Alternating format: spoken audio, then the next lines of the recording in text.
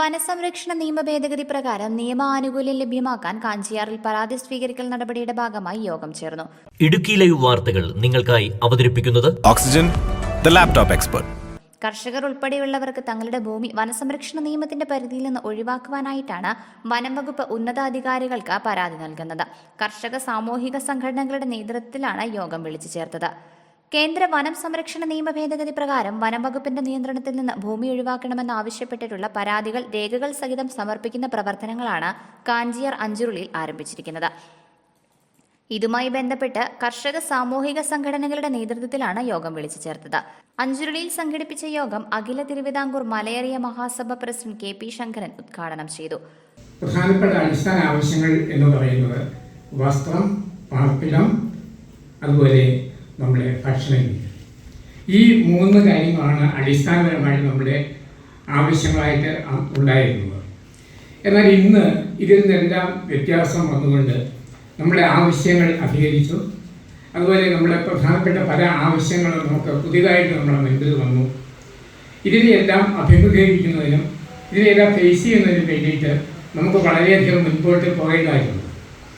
ആ ഒരു സാഹചര്യത്തിലാണ് ഇതുപോലെ ഒരു യോഗം വിളിച്ചു ചേർക്കേണ്ടതും അതിൻ്റെ അനിവാര്യതയുമൊക്കെ രംഗത്ത് വന്നത് എന്നുള്ളതിൽ യാതൊരു സംശയവുമില്ല.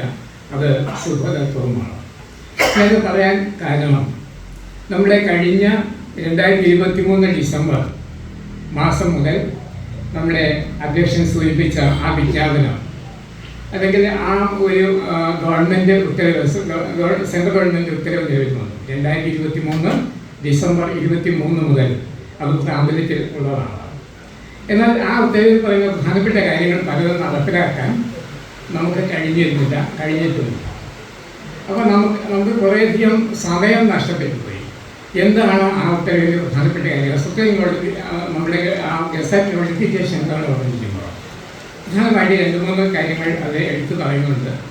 അതിൽ ഒന്നാണ് നമ്മുടെ വനമേഖലയിൽ നിന്നും ജനവാസ മേഖലയെ വേർതിരിക്കുന്നതും അതിന് അടിസ്ഥാനപരമായ മാർഗനിർദ്ദേശങ്ങൾ നൽകി ആ പ്രക്രിയ പൂർത്തിയാക്കുക എന്നുള്ളതുമാണ് അതിൻ്റെ ഏറ്റവും പ്രധാനപ്പെട്ട കാര്യം.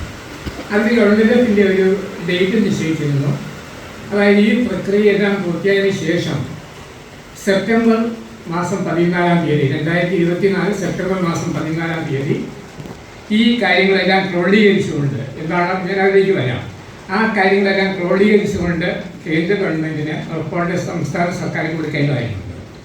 സംസ്ഥാന സർക്കാർ കേന്ദ്ര ഗവൺമെൻറ് കൊടുക്കേണ്ട ഡേറ്റ് എന്ന് പറയുന്നത് 2024 ഒക്ടോബർ 24 ആ 4-5 മാസമാണ് നമുക്ക് അവശേഷിക്കുന്നത്. 1996 ഡിസംബർ 12 മുൻപായി വനഭൂമിയിലുണ്ടായിരുന്ന കർഷകർ, ആദിവാസികൾ, കച്ചവടക്കാർ അടക്കമുള്ളവർ തങ്ങളുടെ ഭൂമിയുടെ അവകാശം തെളിയിക്കുന്നതിനുള്ള രേഖകൾ ഹാജരാക്കി വനസംരക്ഷണ നിയമപരിധിയിൽ നിന്ന് ഒഴിവാകുന്നതിനുള്ള അവസരം പ്രയോജനപ്പെടുത്തണം. വനേതര പ്രവർത്തനം നടത്തിയവരുടെ വിവരങ്ങൾ ശേഖരിച്ച് കേന്ദ്ര സർക്കാരിനും സുപ്രീം കോടതിക്കും റിപ്പോർട്ട് നൽകുന്ന ഉന്നതാധികാര സമിതിയുടെ കാലാവധി ഒക്ടോബർ 14 അവസാനിക്കും. അതിനു മുൻപായി രേഖകളടക്കം ഹാജരാക്കി വനനിയമത്തിന്റെ പരിധിയിൽ നിന്നും തങ്ങളുടെ സ്ഥലം സംരക്ഷിക്കാനായിട്ടാണ് പരാതി സമർപ്പിക്കുന്നത്. ഇതുമായി ബന്ധപ്പെട്ട് പൊതുജനങ്ങൾക്ക് കൃത്യമായ വിവരം ലഭ്യമാവാത്തതിനാൽ ജനങ്ങൾക്ക് അവബോധം സൃഷ്ടിക്കുക എന്ന ലക്ഷ്യത്തോടെയാണ് യോഗം സംഘടിപ്പിച്ചത്. യോഗത്തിൽ കാഞ്ചിയാർ ഗ്രാമപഞ്ചായത്ത് അംഗം ഷാജി വേലമ്പറമ്പിൽ അധ്യക്ഷനായിരുന്നു.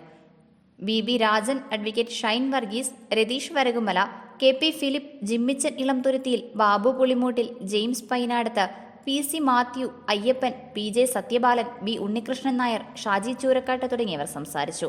Idukki live news Kattappana. Idukki live വാർത്തകൾ നിങ്ങൾക്കായി അവതരിപ്പിച്ചത് Looking for the latest laptops? Looking for the best offers? Let's go to our expert. Oxygen, the laptop expert.